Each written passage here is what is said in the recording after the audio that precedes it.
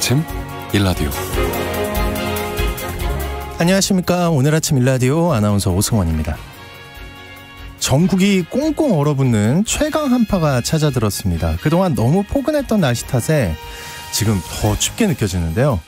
주말 동안 강원도를 비롯한 전국 곳곳에서는 많은 눈비와 강풍이 또 이어지기도 했죠. 그러면서 항공편과 여객선들이 잇따라 결항되고 크고 작은 사고들도 이어졌는데요. 이 한파 이번 주 내내 이어진다고 합니다. 네, 앞으로 이런 사고나 빙판길 미끄럼 사고, 시설물 피해 등에 각별히 유의하셔야겠습니다. 자, 이렇게 한파가 찾아들면서 난방비 걱정이 커지고 있는데요. 취약계층들은 더 극심한 한파를 겪게 되죠. 산업통상자원부가 이런 가구를 대상으로 한 난방용 등유, 액화석유가스 즉 LPG 구입비 신청을 오늘부터 내년 1월 19일까지 전국 행정복지센터에서 받는다고 합니다. 신청 대상은 기초생활수급자나 차상위 계층 가구 등 등유나 LPG 보일러를 이용해 난방한다면 신청할 수 있는데요. 올해 등유 바우처나 연탄 쿠폰 같은 연료비를 지원받은 가구 등은 제외된다고 합니다. 자세한 내용은요, 행정복지센터 등을 통해 알아보시고 이 적용되는 혜택 놓치지 말고 잘 챙기시길 바라겠습니다. 12월 18일 월요일 오늘 아침 일라디오 출발합니다.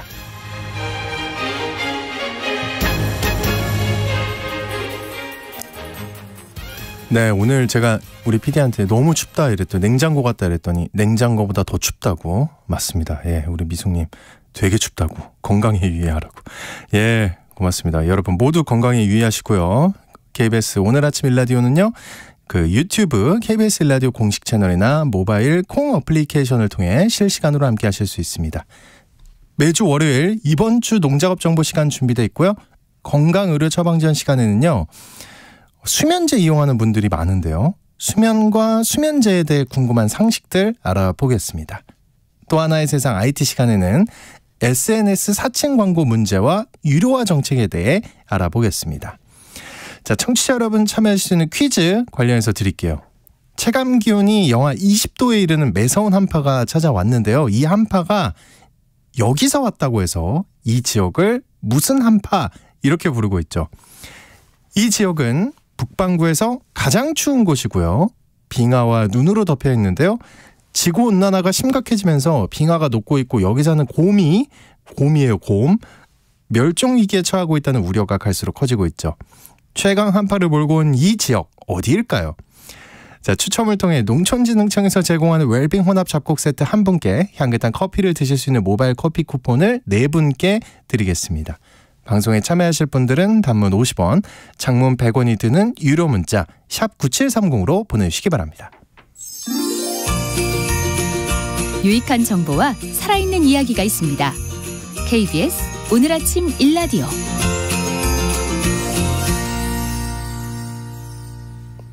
한 주간 농가에서 알아둬야 할 주요 농작업 정보를 전하는 시간입니다. 우리가 사시사철 맛있는 과일과 채소를 먹을 수 있는 건 시설하우스 재배가 보편화됐기 때문인데요. 최근 환경보전과 자원절약에도 도움이 되는 순환식 수경재배 보급이 확대되고 있다는 소식입니다. 농촌진흥청 대변인실의 정병진 농촌지도관님과 살펴보겠습니다. 안녕하십니까? 네, 안녕하세요. 네, 먼저 이 수경재배 면적이 빠르게 늘어나고 있다고요? 네, 맞습니다. 수경재배는 흙 대신 배지에 작물을 심고 양액을 공급해 기르는 농법인데요. 기존 시설재배에서 문제가 되는 이어짓기로 인한 병충해 등의 피해를 막을 수 있고 작물 생산성과 작업의 편의성을 높일 수 있어 각광받고 있습니다. 2000년 474헥타르였던 수경재배 면적은 2021년 기준으로 약 5,600헥타르로 약 12배 정도 늘어났습니다. 하지만 작물 재배에 사용한 양액의 양분 불균형을 조절하기가 어려워서 사용한 양액의 95%가 재사용되지 못하고 있습니다. 이 수경재배 기술이 좀 친환경적이라고 볼 수 있는 것 같은데 이게 농가의 관심을 많이 받고 있다고요? 네. 물과 비료를 효율적으로 재활용해서 농가 생산비 절약과 탄소 배출을 줄일 수 있는 순환식 수경재배 배액 재사용 기술을 개발해 시설재배 농가로부터 많은 관심을 받고 있는데요. 이 기술은 수확량과 품질은 그대로 유지하면서 배액 배출량은 최소화하는 방식으로 작물의 생육 특성을 반영해 배출되는 배액의 희석 농도를 조절하고 2주 간격으로 양분 불균형을 보정하는 것이 핵심입니다. 순환식 수경재배에서 장기간 안정적으로 배액을 재사용하기 위해 꼭 필요한 기술이라고 할 수 있습니다. 네, 이 기술을 작물 재배에 사용하면 구체적으로 얼마나 어떤 효과를 기대할 수 있는 건가요? 네, 2021년부터 3년 동안 배액의 희석, 양분 보정 등 정밀 양분 관리 기술을 개발해 적용해 봤는데요. 작물의 수확량과 품질은 유지하면서도 비료 구매비와 탄소 배출량은 크게 줄일 수 있음을 확인했습니다. 수경재배 점유율 1위인 딸기에 이 기술을 적용한 결과 비료 구매비는 21%, 탄소 배출량은 26%가 줄었습니다. 그리고 토마토는 비료 구매비와 탄소 배출량 모두 63%씩 줄었고요. 네. 파프리카도 비슷한 효과가 있었습니다. 얘기 듣다 보니까 이 탄소 중립에도 많은 도움이 될 것 같은데요. 이게 좀 현장에 잘 보급이 됐으면 좋겠습니다. 또 주말 동안 전국적으로 눈도 오고 비도 오고 바람도 굉장히 강했는데 이제는 강추위가 밀려왔습니다. 이번 주 농업기상정보 어떤지 알려주시죠. 네, 이번 주는 충남권, 전남북, 제주 등의 금요일까지 눈 또는 비 소식이 있습니다. 그리고 기온이 찬 대륙고기압의 영향으로 아침에 영하 17도에서 1도, 낮에는 영하 8도에서 영상 8도로 평년보다 낮아 매우 춥겠습니다. 눈, 강풍, 한파로 인한 안전사고와 시설물 피해, 건강관리도 각별히 유의를 해주셔야겠습니다. 네. 추운 날씨에 농작물도 그렇고 농업인 여러분도 모두 건강관리 잘 하셔야겠습니다. 자, 이번 주 농가에서 실천해야 할 주요 농작업 정보 알아보겠는데요. 이 날씨가 추워지면 사용하지 않는 농기계 관리 잘해야 할 것 같아요.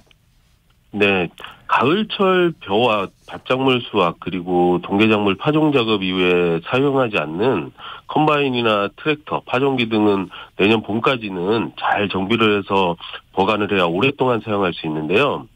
농기계는 가능하면 전용 보관 창고를 마련해서 보관하는 것이 좋습니다.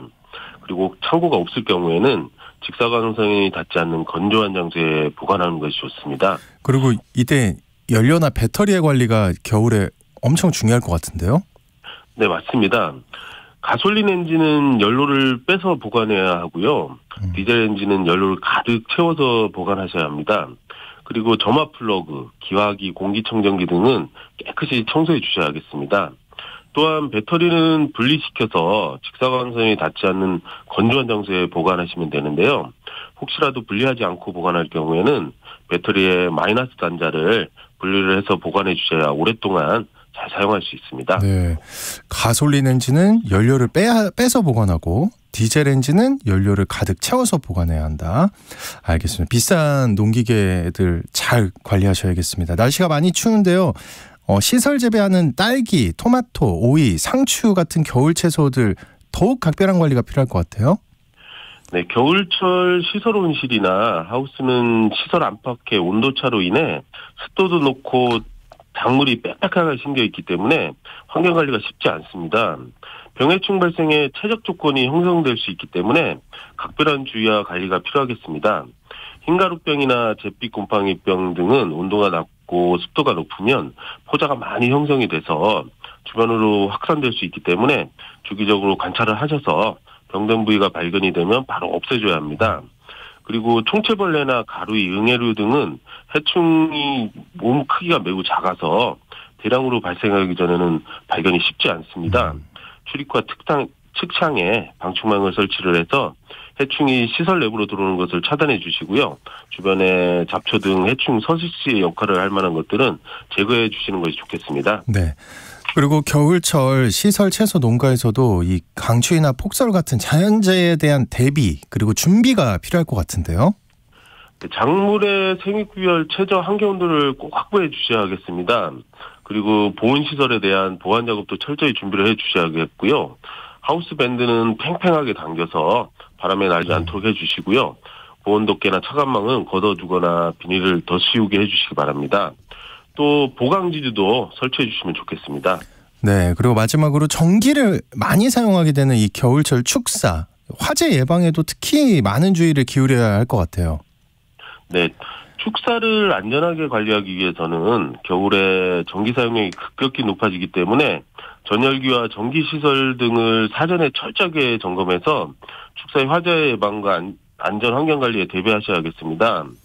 먼저 농장 규모에 맞는 전력을 사용해야 합니다. 그리고 환풍기, 보온등, 온풍기 등의 전기기구와 전선을 잘 관리해 주셔야 하고요. 분전반 내부와 전기기계 기구의 먼지 제거 등 청결을 유지해 주셔야겠습니다.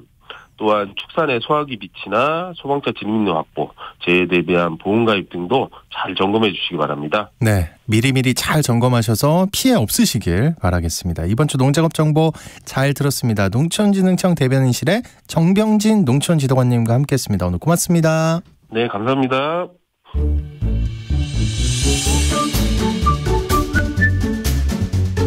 아침을 여는 기분 좋은 습관. KBS 오늘 아침 1라디오.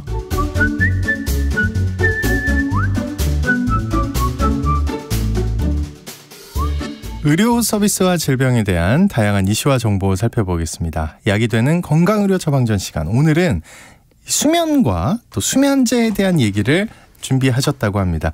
박한슬 약사님 나와주셨습니다. 안녕하십니까? 안녕하십니까? 어찌된 일입니까, 마스크는?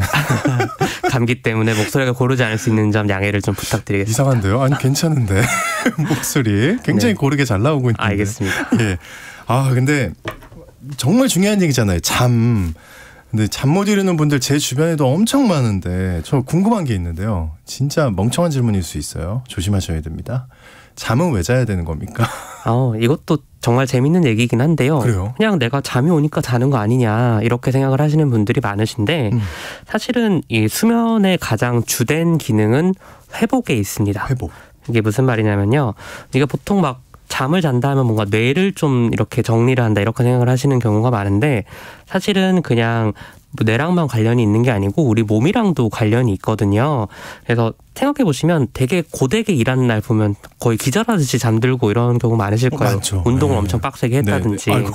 죄송합니다. 네. 열심히. 네. 열심히 해. 예. 근데 그렇게 육체 활동을 많이 하면은 몸에 부담이 되게 많이 쌓이게 돼요. 근데 이게 가만 생각해 보면 이제 몸을 움직이는 것도 모두 우리 뇌에서 시키니까 하는 거지 않습니까? 팔을 들어라, 뭐 다리를 그렇죠, 움직여라 그렇죠. 이런 것까지. 그러면 그런 작업들을 뇌에서도 엄청 많이 시켰기 때문에 그 과정에서 뇌를 좀 노폐물이 뇌에도 쌓이는 거예요. 너무 많이 움직여서. 그래서 이제 뇌가 쉬면서 이제 안에 있는 노폐물로 정리를 하고 그다음에 뇌가 쉬면은 몸도 움직이질 않잖아요. 네, 그러면서 우리 몸도 회복을 하고 이렇게 하는 건데 이걸 가장 잘 보여주는 게 그 동물들은 수면 시간이 사람이랑 다르게 차이가 나거든요. 그래요. 예. 그래서 보통 우리 반려동물로 많이 키우는 개나 고양이 같은 애들은 사람들 밤에 잘 때도 같이 자는데 낮에도 보면 꾸벅꾸벅 졸고 있잖아요. 엄청 자죠. 얘들은 한 12시간 정도씩 자는데 왜 그러냐면 얘들은 심장이 굉장히 빨리 막 이렇게 두근두근 뛰고 있잖아, 안아보면은. 예. 근데 그러면은 얘는 같은 시간을 움직여도 몸에 피로가 훨씬 더 많이 쌓이는 거예요, 사람보다. 심박수가 사람보다 높아요? 네, 평균적으로. 그렇습니다. 근데 반대로 그러면 이제 코끼리 같은 동물들은 하루에 한 3-4시간만 자면 되는데 얘들은 심장이 굉장히 천천히 뜁니다, 사람보다. 그래가지고 같은 시간을 움직여도 막 이렇게 막 엄청 무리를 가하지 않는 거예요. 그러면 좀 덜 자도 되는 거고. 이런 차이가 있는 거죠. 한마디로 이제 심장이 많이 움직여서 네. 우리보다 빨리 피곤해지는 거군요. 그러니까 사람의 활동량과 관련이 있다고 생각하시면 될 것 같습니다. 그렇구나. 이게 회복을 위해서 어쨌든 잠이 필요한 건데 근데 왜 아까 얘기하셨을 때 운동 엄청 많이 하거나 일 굉장히 힘들게 했을 때 물론 기절할 때 있죠. 근데 어떤 날은요 또 기절이 안 돼요. 그렇죠. 이상하다. 나 더 힘들게 일하고 운동했는데 오늘은 이상하게 잠이 안 오는 거예요. 이건 뭘까요? 이게 참 어려운 문제인데요. 네. 그 수면이 생각보다 되게 복잡한 과정이라서 내가 당연히 피로가 쌓이면 자동으로 잠든다 이러면 얼마나 좋겠어요. 근데 그러니까요. 그게 아닌데 이제 가장 흔한 이유는 신경이 너무 흥분 상태여서 잠이 안 오는 거거든요. 그래서 이제 예를 들어서 카페인 되게 민감하신 분들은 커피 한 잔 마셔도 밤에 잠을 잘 못 주무시잖아요. 이게 카페인의 기능이 뇌를 흥분시키고 각성시키는 거라 가지고 그러면은 막 밤샘 며칠 하고도 커피 마시면 이제 몸은 너무 피곤하고 괴로운데 잠은 못 드는 약간 그런 상황이 되거든요. 네. 근데 그 정도예요? 네. 카페인 예민한 사람들. 네, 그런 분들은 정말 그렇게 되고 네. 그다음에 이제 이거 아니라도 사실 좀 꼭 말씀드리고 싶었던 게 어르신들 보면 이제 몸이 피로하다 이러면 바카스 같은 거 많이 드시지 않습니까? 근데 여기도 사실 카페인이 많이 들어있거든요. 그 얘기 들었어요. 네, 예. 근데 이거를 모르고 약간 너무 피곤하다 밤늦게 드시고 그럼 잠이 안 오시죠? 그럼 다음날 피곤하니까 또 먹고 약간 이거를 반복하시는 경우들이 있으세요. 뭐 들었는지 몰라서. 진짜 안 좋겠네요. 네네네. 예. 그래서 이제 바카스나 이런 거 드시는 것도 당연히 좋지만 그러면 이제 오전이나 이른 오후에 드시고 이제 하루 생활하고 밤늦게는 안 드시는 게 좋습니다. 근데 이제 나는 커피도 안 먹고 바카스 같은 이런 카페인 음료도 안 먹는다. 그런데도 또 왜 나는 잠을 못 자냐. 이게 보통 많으실 것 같은데 첫 번째는 이제 수면 리듬이 깨져서 그렇습니다. 리듬. 네, 수면 리듬이 깨져서 그래서 이건 수면 리듬을 복구해야 되는 거고 두 번째 문제는 어떤 좀 심리적인 어려움이 있어서 그렇습니다. 그래서 내가 막 마음이 너무 무겁고 뭐 스트레스 너무 심하게 받고 이러면은 누워도 잠이 안 와요. 너무 그 생각만 계속 나고 이제 이런 경우는 정말로 너무 마음이 힘들다 할 때는 꼭 정신건강의학과를 방문해 보시는 게 좋고 그게 아니다 하는 분들은 이제 수면 리듬을 바로잡을 수 있는 방법들이 있습니다. 이건 집에서도 해볼 수 있어서 그걸 좀 설명을 드려보고 싶어요. 그런 방법이 있어요? 네. 어떤 방법인가요? 이제 뭐 전문적으로 할 거면은 이제 수면 클리닉 이런 것들도 있습니다. 그런데 가면은 내가 잠을 패턴을 어떻게 자는지 이런 것까지 막 선생님들이 검사해 주시고 하는데 이제 그 정도로 내가 수면에 엄청 지장을 받는 게 아니다 하면은 그냥 내가 집에서 간단하게 2가지 정도만 좀 실천을 해도 수면 리듬을 회복시킬 수가 있어서 말씀을 드려볼게요. 이거 보통 야간 교대 근무하거나 왜 이제 출장으로 이제 시차가 많이 생기는 분들도 이렇게 한 효과를 많이 보시는데요. 첫 번째는 빛 조절을 하는 겁니다.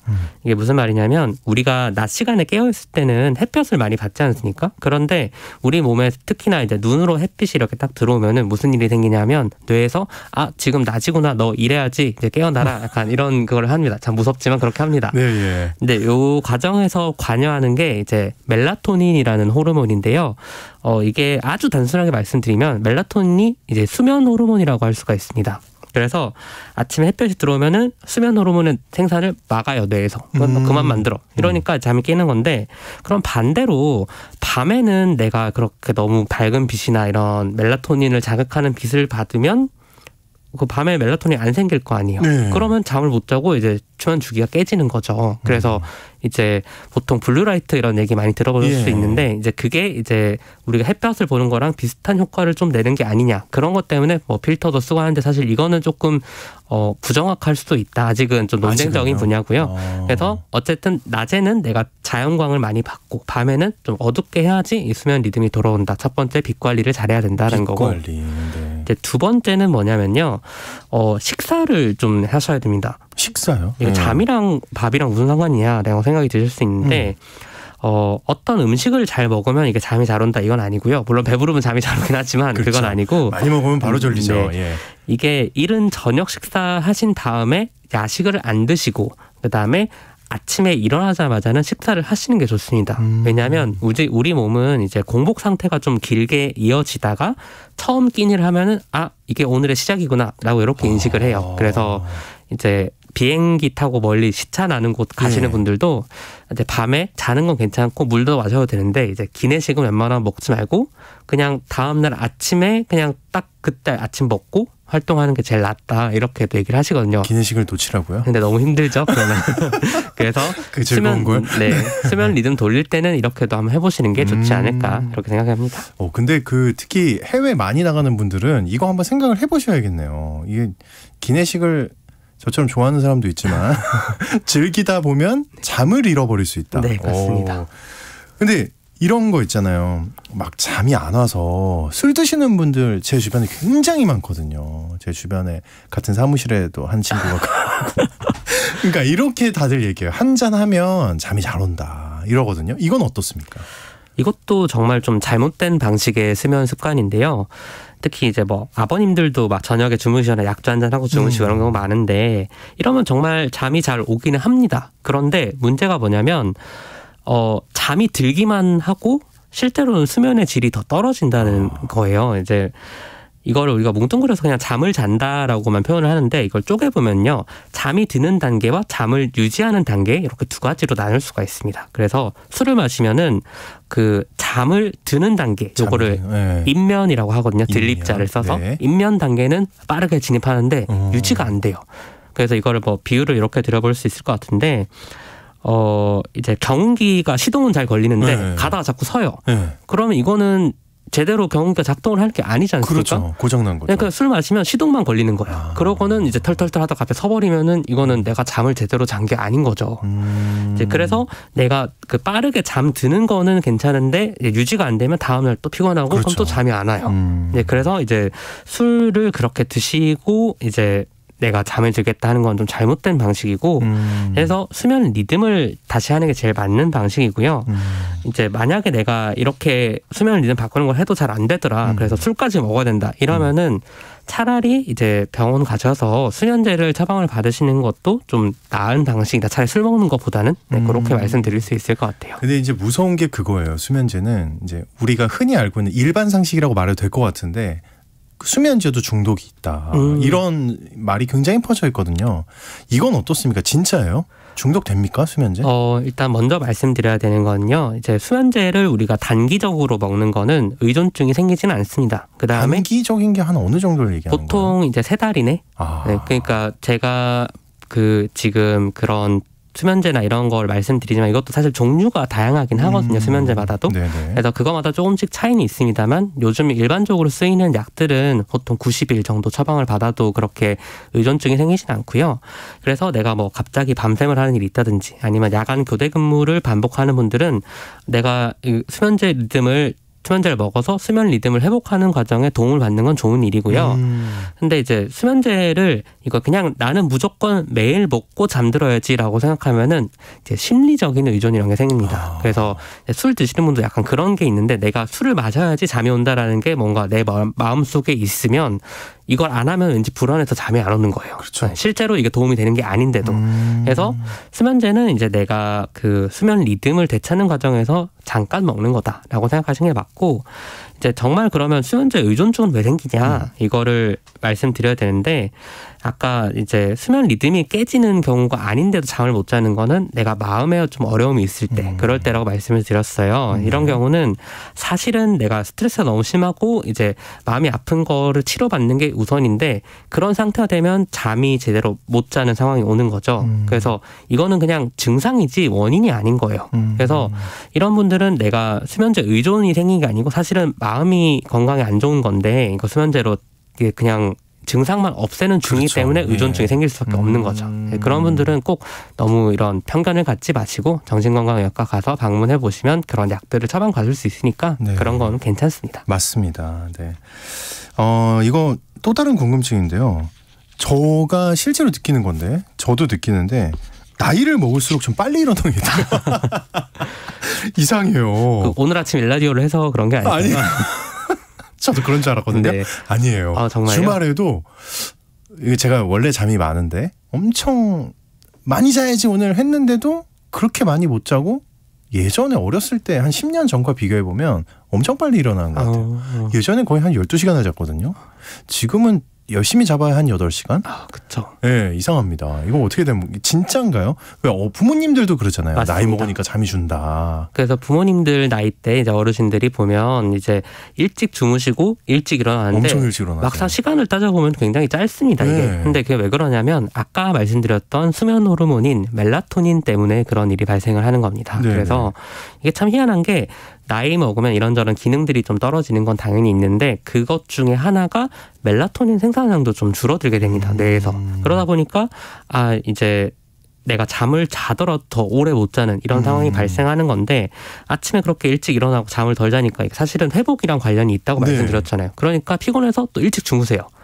그러니까 이게 좀 사실 좀 안 좋은 그런 악순환이 생기는 거라고 할 수가 있는데 그러면은 이제 멜라토닌을 외부에서 복용해서도 이런 증상을 좀 줄일 수는 있습니다. 그래서 해외에서는 이게 그냥 약국에서 바로 살 수 있는 그런 일반 의약품으로 되어 있어서 그래서 해외여행 갔다가도 많이 사오는 분들이 있으시고요. 우리나라에서는 이게 의사 선생님 처방을 받아야 되는 약이라서 병원 가서 처방을 받아도 되는데 이게 내가 정말 좀 푹 자고 싶고 잠을 줄이면서 너무 불편하다 하시면 드셔도 몸에 아무 문제가 없고요.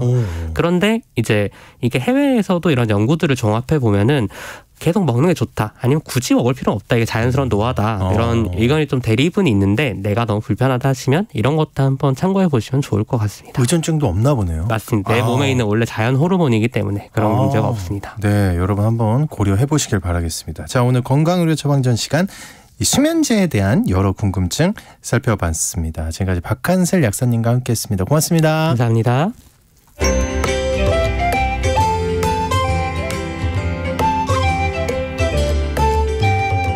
상쾌한 하루의 시작. KBS 오늘 아침 1라디오. 우리가 반드시 알아야 할 또 하나의 세상 IT 시간입니다. 오늘은 전 지금 처음 알았는데요.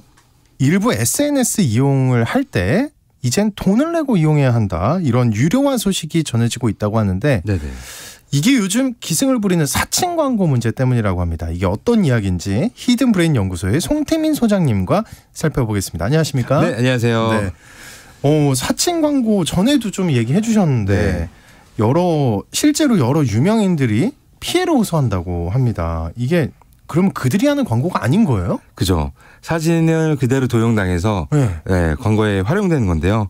예를 들어서 이제 뭐 경제 전문가나 유명인들이 등장을 해서 주식 투자 비법을 알려주겠다 뭐 이런 것들이 꽤 있어요. 되게 많이 봤는데. 네, 그게 전부 다 뭐 대부분이 가짜다라고 보시면 좀 될 것 같은데요. 뭐 무료로 투자에 도움이 되는 책을 배포하겠다고 책들도 막 들고 있을 거예요. 책 그것도 아니라고? 합성이에요. 네, 책도 합성이고요. 아닌데 소장님도 들고 있던 것 같은데. 네. 아닌데요? 뭐 자기 책도 있긴 하겠지만은 대다수가 이제 가짜다라고 보는 게 좀 맞을 것 같아요. 여기는 저도 요즘 계속 찾아보니까 뭐 존리 대표님도 있고 그다음에 김미경 대표, 그다음에 개그맨 중에서 황현희라든지 송은이, 뭐 장동민, 뭐 배우 중에서는 뭐 김상중, 그다음에 배용준 이런 연예인이나 아니에요. 뭐 사업가들. 네, 이런 분들이 저 왜 이렇게 못 믿겠지? 네. 다 돈 받고 한 줄 알았는데. 네, 아니에요. 그 사진 자체가 뭐 합성이나 이런 게 아니라 실제 사진을 그냥 가져다 썼기 때문에 이게 뭐 합성이면은 이거 티난다, 티나죠. 가짜 같다 이런데 그게 아니라 그냥 그들의 사진을 그냥 퍼온 거예요. 와, 근데 되게 뭐랄까요? 그 업체들 과감한 것 같은데. 그죠? 이 제정신이 아닌가라는 생각이 좀 많이 드는 그 정도로. 부분입니다. 왜냐하면 이거는 바로 소송을 당할 것 같거든요. 네, 맞아요. 야, 이상합니다. 다른 유형의 광고들도 있어요. 또 글자나 사진뿐만 아니라. 네, 이제는 영상까지 나와요. 영상. 네, 그래서 영상에서도 뭐 백종원 선생님 같은 경우도 뭐 안녕하세요, 뭐 백종원입니다라고 하면서 좀 더 똑같이 해주면 안 돼요? 따라하고 싶은데 저도 쉽지가 않네요. 네, 그래서 사진이나 글이 아니라 기존에 만들었던 영상들 있잖아요. 그래서 이제 기존의 영상들을 짜집기 위해서 마치 이거를 뭐 경제 이거 무료다, 무료 정보를 주겠다라는 식으로 들어오게끔 유도를 하는 거죠. 와. 그래서 이제 뭐 김상중 씨 같은 경우도 뭐 주식 종목 추천부터 주식 투자 교육까지 이제 뭐 성공 파트너를 만나십시오라는 거를 말을 하는데 예전에 이제 관련된 광고를 찍은 적이 있었나 봐요. 그래서 예전에 이제 주식 정보 서비스 업체의 광고였는데 이거를 그대로 불법으로 퍼와서 광고에 쓰는 거죠. 야, 대단합니다, 진짜. 와, 근데 이런 광고를 보고 여전히 그 피해를 보는 경우가 많은 건 아직도 이 문제를 모르는 분들이 많다는 건데. 네. 근데 이렇게 봤어요. 그리고 실제 투자방이나 채팅방에 가입을 하면 돈을 내고 이거 어떻게 되는 겁니까? 일단 저도 실제로 한번 들어가 봤어요. 네네. 왜냐하면 그 광고를 보자마자 저는 이게 궁금하거든요. 어떤 식으로 얘네들이 움직이는지 이게 궁금하기 때문에. 진짜 궁금했습니까? 아니면 정말 아니. 저는 안 속습니다. 그래서 해당 링크를 누르면은 보통은 뭔가 질문을 던져요. 질문을 던져서 질문에 대한 거는 뭐 당신은 얼마나 버나요? 그다음에 원하는 게 무엇인가요? 이런 설문을 지나가요. 그러면 설문을 지나가면서 마지막에 퀴즈를 내줍니다. 퀴즈를 내는데 어렵지 않은 퀴즈와 정답이 옆에 써 있어요. 그래서 그거를 쓰면은 바로 뭔가 링크 값이 다른 데로 던져지면서 이게 뭐지? 라고 들어가 봤어요. 그러니까 보통 밴드로 많이 보내더라고요. 네이버에 밴드로 이제 보내면서 여기다가는 예를 들어서 자신이 뭐 존리 비서다라고 하면서 또 이제 연락이 와요. 연락이 오더니 실제로 뭐 책을 보내주겠다라고 해서 그 집 주소를 쓰게 됩니다. 저는 도저히 못 쓰겠더라고요. 그쵸. 그래서 이제 주변에 다른 사람이 썼는데 실제로 책이 와요. 존리의 책이 와요? 아니에요. 존리의 책은 아닌데 다른 책이 와요? 다른 책이 와요. 근데 그 책 자체가 한마디로 이 사람을 꼬시기 위한 그런 책이 온다라고 보시면 될 것 같고요. 그 책 안에는 이제 주기적으로 이제 이 사람한테 어떤 뭐 주식 정보를 더 주겠다라는 거에서 별도의 또 다른 채팅방으로 꼬십니다.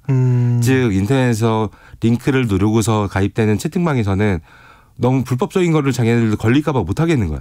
그래서 별도의 이제 겉에서 안 보였던 별도의 공간으로 또 부르는 거죠. 지금 몇 군데를 이동하는 거예요? 네, 계속 이동을 시키면서 정보를 주겠다라고 하니까 또 무료로 주겠다고 하니까 거기서 속는 사람들이 또 존재를 하는 거예요. 네, 그렇다 보니까 여기 대부분은 리딩방이거든요. 네. 리딩방에서 사기꾼으로 같이 휩쓸릴 가능성이 굉장히 높다. 그래서 들어가는 것만으로 해서 내가 나는 이렇게 당한 건데 당한 게 아니라 리딩을 같이 했던 사람 중에 한 명으로 또 간주가 될 수 있기 때문에 그 정도요? 네, 그래서 이런 방에는 절대 들어가면 안 된다라고 얘기를 할 수 있을 것 같아요. 야, 세상에. 그리고 이제 그 실제 얼굴을 도용당한 분들 일반인 중에도 이런 분이 가끔 있다고 하더라고요. 네, 맞아요. 예, 이런 분들 어떻게 대처를 해야 됩니까? 소장님 같은 경우는 어떻게 하세요? 이럴 때는? 일단은 바로 이제 페이스북이 메타니까 예. 그 메타의 고객센터에다 연락을 하죠. 고객센터. 네, 고객센터에 해가지고 지난날 같은 경우는 답장이 이 광고는 이상이 없다. 예? 이상이 없다. 괜찮다고요? 네, 그 메타의 정책에 따라서 엄격히 사칭한 거는 금지가 되는데 이 광고에 대해서는 자기는 사칭이라 생각 안 한다.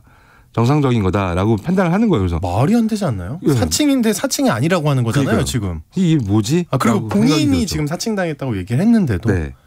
그래서 이건 어이가 없을 수밖에 없다라고 생각이 들었는데 네. 아까 초반에 말씀 주셨던 유료화 있었잖아요. 네네. 얘랑 또 연관이 또 될 수밖에 없는 부분이 있어요. 네? 그래서 좀 이따가 또 설명드릴게요. 네. 예. 야, 좀 이해가 안 됩니다. 어쨌든 그 페이스북 운영사인 메타 네. 그쪽의 정책도 지금 이해가 안 되는데 그 SNS뿐만 아니라 일반 인터넷 사이트에서도 이미 올해 초부터 논란이 되고 있는 광고들이 있다고요. 어떤 네. 거예요? 뭐 대표적으로는 JTBC 이제 손석희 전 대표 네. 같은 경우도 암호화폐 거래를 해가지고 큰 돈을 벌었다. 라는 광고를 했는데 지금 순간 믿을 뻔했어요. 네. 큰 돈을 벌었다는 거를 네. 그냥 인터넷 광고로 이제 뿌려지게 된 거예요. 그래서 와 이게 뭐지라는 생각이 좀 들기도 했었는데 네. 그거 말고도 카카오톡도 있었어요. 카카오톡 채팅을 통해서 리딩방을 이제 만들어서 네. 관련 광고가 좀 전에 얘기했던 네. 그 암호화폐로 큰 돈을 벌었다라는 이 광고가 또 유포돼서 논란이 일기도 했습니다. 네. 진짜 놀랍습니다. 예.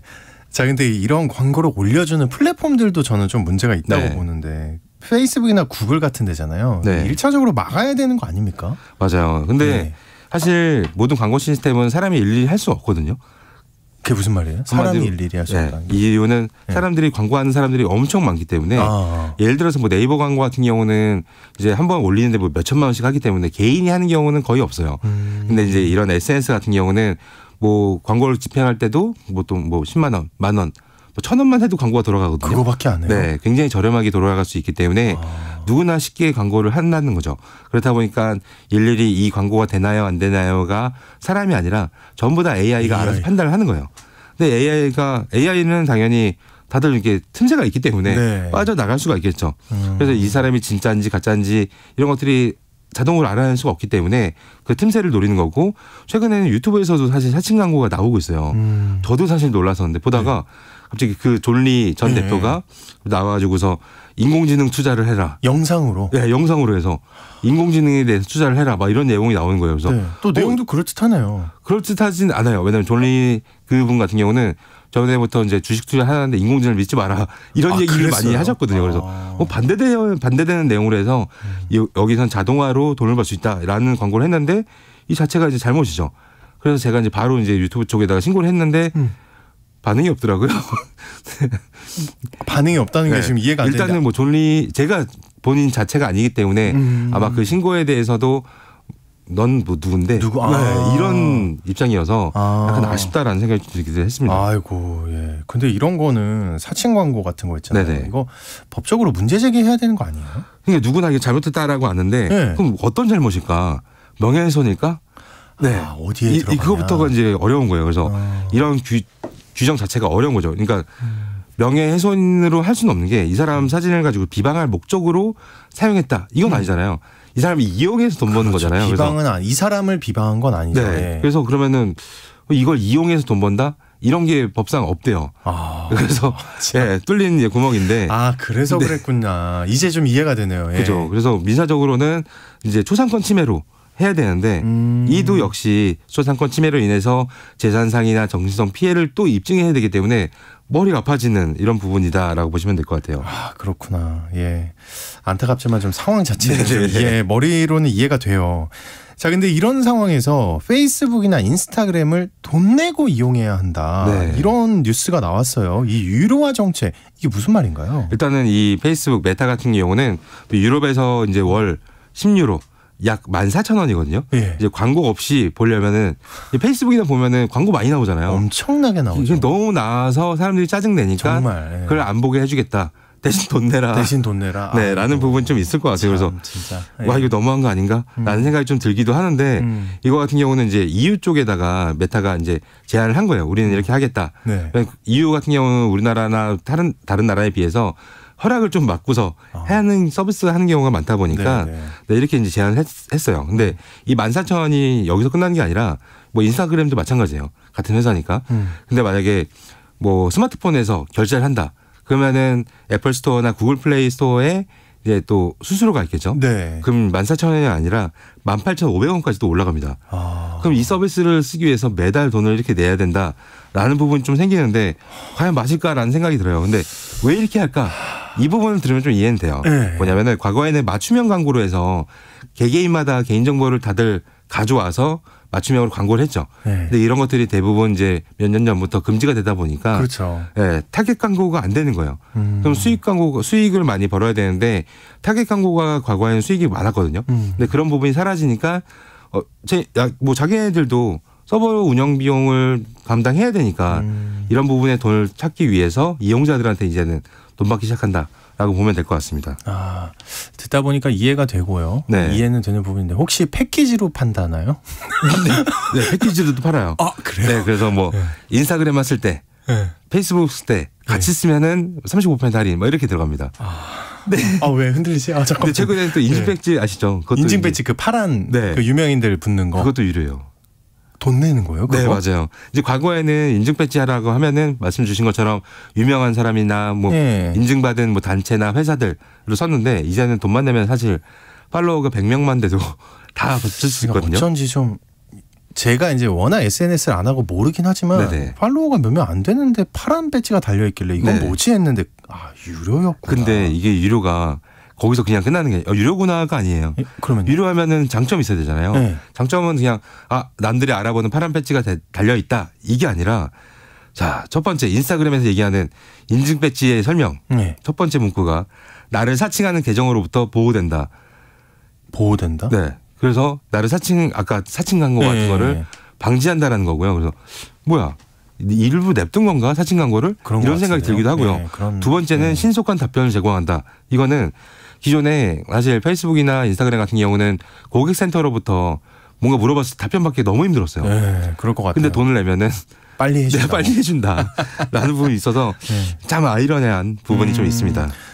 그리고 트위터가 유료화된다는 거예요? 아니면 네, 맞아요. 트위터도 유료화예요? 네, 트위터 X죠. 네, 이제 돈 내요? 네, X 같은 경우도 사실 X가 더 먼저였어요. 아까 인증 배지도 이미 유료 버전으로 먼저 시작했고요. 그다음에 사용에 대한 것도 월 구독료를 받겠다. 아직 받지는 않았습니다. 둘 다 시작은 안 했지만은 이 트위터 그 X 같은 경우도 월 구독료를 받겠다라는 부분으로 있는데 이 부분 같은 경우도 사실 인증 배지를 먼저 시작했으나 돈을 받았지만은 그걸로는 회사 수익이 감당이 안 된다.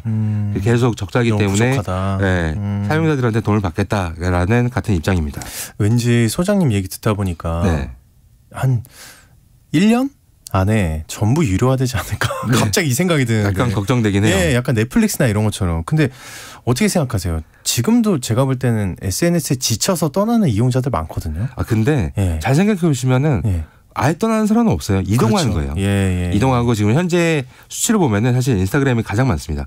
점점 늘어나고 있는 추세고요. 그다음에 나머지 페이스북이라든지 뭐 카카오 스토리, 뭐 네이버, 밴드 등등은 다 감소하는 추세다라고 보시면 될 것 같습니다. 이런 유료화 받아들일까요, 소비자들이? 근데 뭐 어쩔 수 없는 상황인 것 같아요. 사람들이 아예 안 쓸 수는 없잖아요. 근데 이게 받아들인다고 한들 반대로 무료로 제공하는 회사들이 나올 거거든요.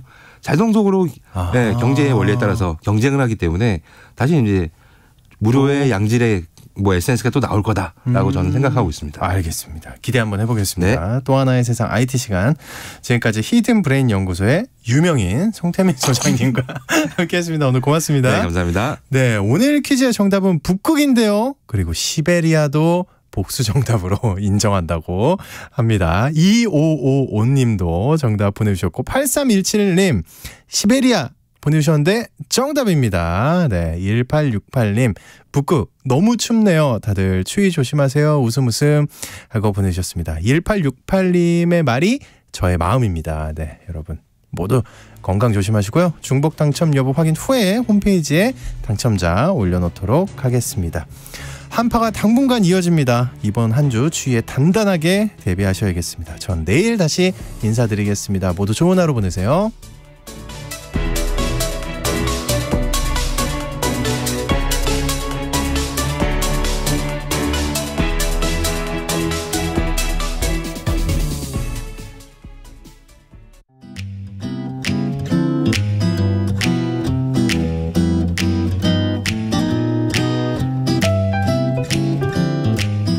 안녕하세요. 바른말 고운말입니다. 2023년도 이제 2주밖에는 남지 않았습니다.